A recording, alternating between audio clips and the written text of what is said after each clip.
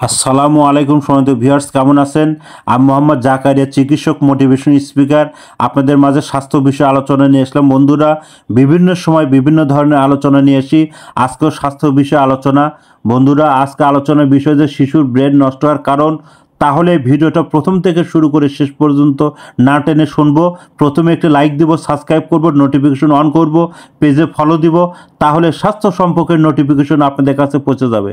তাহলে বন্ধুরা মনোযোগ দিয়ে শুনুন। শিশুর ব্রেন নষ্ট হওয়ার কারণ: অন্যদের সাথে মেশার সুযোগ না পাওয়া, অতিরিক্ত সময় অন্ধকার বা সঙ্গীবিহীন পরিবেশে থাকা, অতিরিক্ত চিনি এবং প্রক্রিয়াজাত খাবার খাওয়া এবং সবসময় বোকাঝোকা এবং নেতিবাচক ব্যবহার, ঘুমের অভাব স্মৃতিশক্তির উপর মারাত্মক প্রভাব ফেলে, অতিরিক্ত মোবাইল, ট্যাব এবং টিভি দেখা এবং মাথায় আঘাত এবং জন্মের সময় আগে বা পরে এই ধরনের সমস্যা থাকলে কিন্তু বন্ধুরা ব্রেন নষ্ট হওয়ার সম্ভাবনা হতে পারে।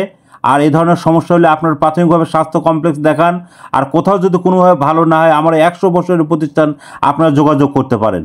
তো বন্ধুরা, এতক্ষণ মনোযোগ সহকারে দেখার জন্য সবাইকে থ্যাংক ইউ, সবাইকে ধন্যবাদ।